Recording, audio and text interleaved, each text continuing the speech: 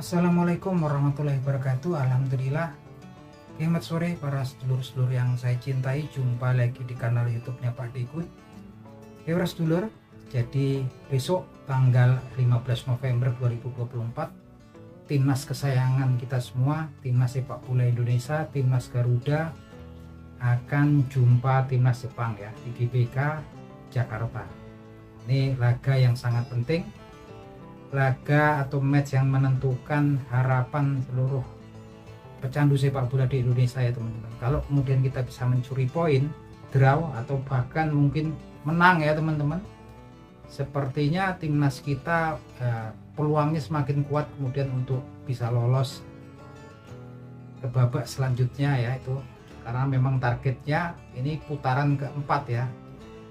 Artinya memang harapannya kita ini kemudian menduduki peringkat keempat daripada klasmen grup C ini. Artinya kalau kemudian lolos ke babak keempat, kita akan melalui babak playoff untuk kemudian harapan puncaknya adalah lolos ke putaran final Piala Dunia 2026 yang sejatinya akan dilaksanakan di 3 negara, yaitu Meksiko, Amerika Serikat, dan Kanada. Nah teman-teman, cuman memang sepertinya tipis harapan kita sebetulnya jumpa Jepang ini untuk nyuri poin aja, kalau menurut saya juga tipis. Tapi untuk saat ini harapan itu aja teman-teman ya. Ketika kemudian banyak nama-nama pemain diaspora yang kemudian masuk join bergabung dengan timnas, terakhir kemudian Kevin Dijk bakar besi ya, ini center back, full back kanan dan wing back kanannya Football Club Copenhagen dari Liga Super Denmark ini sudah berhasil kemudian dinaturalisasi jadi warga negara Indonesia, dan sepertinya memang kemudian ready untuk main di tanggal 15 November 2024 ini jumpa timnas Jepang.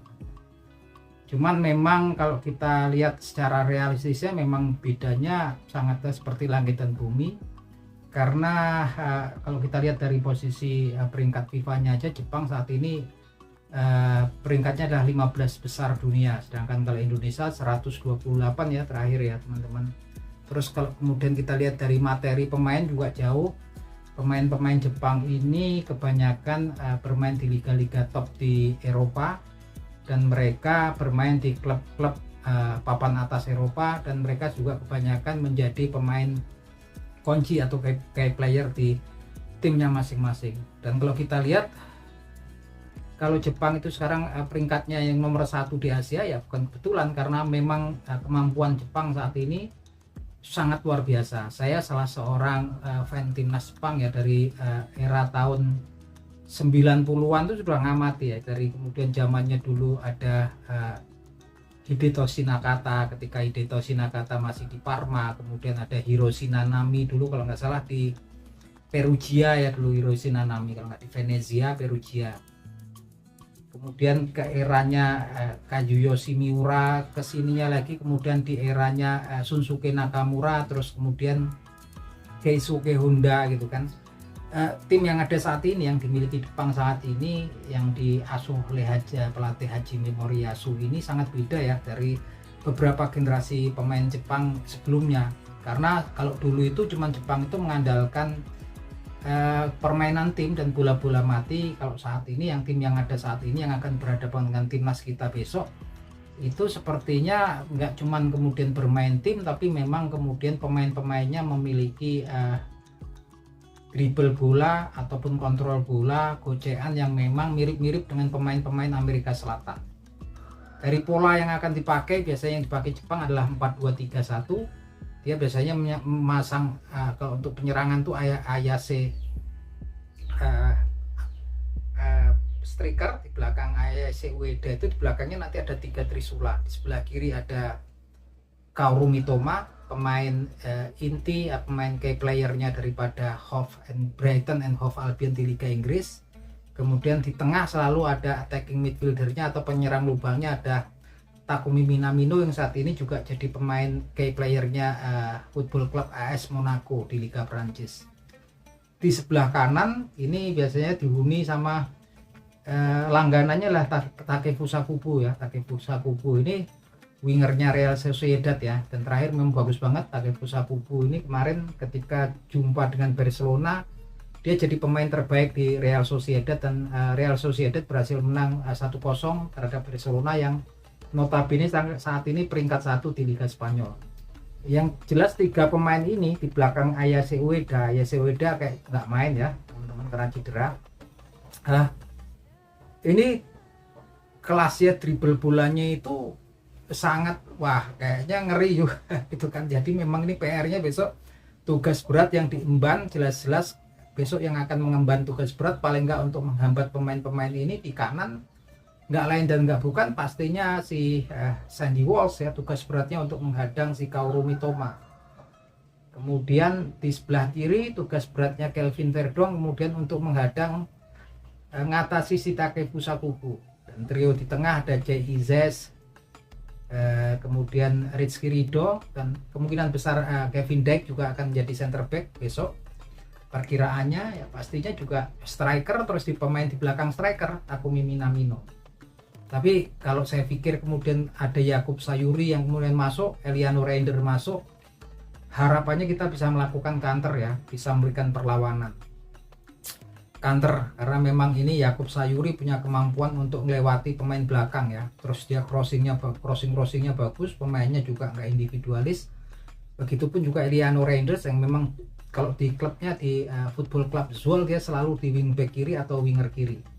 Moga aja STY kemudian nggak bereksperimen besok. Saya berharap sih winger kirinya Eliano Reinders, kanan Jakub Sayuri atau Ratnaro Ratmangun, striker tetap Rafael Struijk. Ini kita punya harapan besar ya, bahkan kemudian untuk mencuri poin. Bahkan kalau saya pikir ya ada harapan tetap, walaupun sekecil apapun untuk menang itu ada ya. Walaupun kalau kita lihat memang perbedaannya sebagai langit dan bumi ya. Dan kita semua berharap. Tapi yang memang paling susah adalah saat ini timnas Jepang itu menerapkan pola high pressure ya. Dia jadi ketika bola-bola dia lepas gitu kan, ketika dari kiper kita, dari kiper lawan kemudian ngoperin bola ke fullback lawan atau center backnya, nanti pemain-pemain tengah seperti Takumi Minamino gitu kan, kemudian kayak Sebansa Ritsidoan, pemain-pemain tengah ya kayak Kaoru Mitoma ataupun kemudian seperti si Takefusa Kubo, dia nggak cuman bagus penyerang, dia langsung pressure ya, kejar terus itu kan gitu kan. Dia nanti langsung ngejar pemain-pemain back yang bawa bola sehingga kesulitan kemudian untuk mentransfer bola ke lini tengah ya. Biasanya kayak kemarin-kemarin ketika jumpa di kualifikasi Piala Asia kemarin kan pemain belakang kita nggak siap tuh ya, kayak Sandy Walsh, terus back kita juga nggak siap, akhirnya ya terpaksa long ball kan. Kalau long ball biasanya kehilangan bola. Nah ketika Jepang menguasai bola, mereka sangat bagus banget kok gocekan bolanya, sehingga kita juga pastinya kesulitan. Alhasil waktu itu ketika kita jumpa Jepang, walaupun kita kalah cuma 3-1 ya kalau nggak salah, nggak banyak, nggak kayak Cina kemarin sampai 7-0 atau Bahrain 5-0, tapi timnas kita possessionnya sampai dia hampir 75% gitu, kita cuma 25% waktu itu kan. Nah ini yang repot ya, memang kemudian harus diantisipasi oleh coach STY adalah kemudian taktikal dari yang dipakai pemain-pemain Jepang, yaitu high pressure ya. Seperti pemain-pemain tengah aja seperti Keito Nakamura, begitu back lawan menguasai, mereka kayaknya ngepung langsung diuber terus itu, di pressure terus, nggak boleh pegang bola lama. Biasanya kalau panik nggak tenang ya udah long ball lah, untung-untungan gitu kan gitu. Yang jelas ini memang mereka menggunakan sistem seperti kayaknya kalau yang dipakai Manchester City atau Arsenal. Klub-klub Liga Inggris banyak yang menggunakan taktik-taktik high pressure kayak gitu, yang memang membutuhkan fisik dan daya tahan yang luar biasa.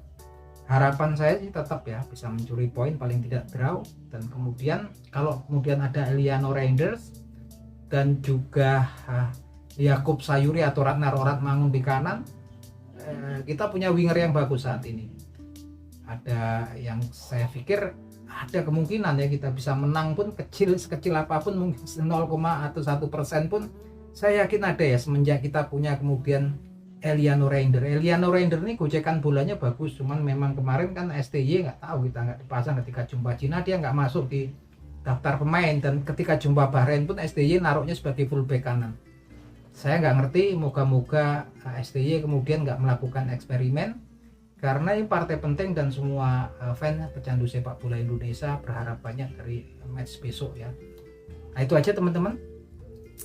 Satu yang jadi tambahan teman-teman, yang krisisnya pemain tengah ya. Ivar Jenner besok kena akumulasi kartu kuning, dan sepertinya yang memiliki kreativitas tinggi ya cuman Tom Hai gitu kan. Pelapisnya saya nggak tahu, maksudnya si pilihannya Ricky Kambuaya ataupun kemudian Nathan Joaon ya, dengan formasi 3-4-3 ya teman-teman. Yang jelas ini lobang ya teman-teman. Kita berharap kemudian kedepannya PSSI, utamanya Bapak Erick Thohir, kemudian untuk berusaha mendatangkan lagi pemain tengah yang memiliki kreativitas tinggi ya, jenderal lapangan tengah. Dan saya pikir itu sosok Jairo Joaquin Ridwolds yang sekarang ini pemain Royal Antwerp di Liga Belgia ya. Sebelumnya dia udah punya pengalaman yang lumayan lama sebagai pemain tengah defensive midfieldernya Crystal Palace ya di Liga Inggris. Saya harap akan terrealisasi gitu kan. Nah itu aja teman-teman. Semoga timnas kita sukses besok. Salam seduluran, salam sepak bola.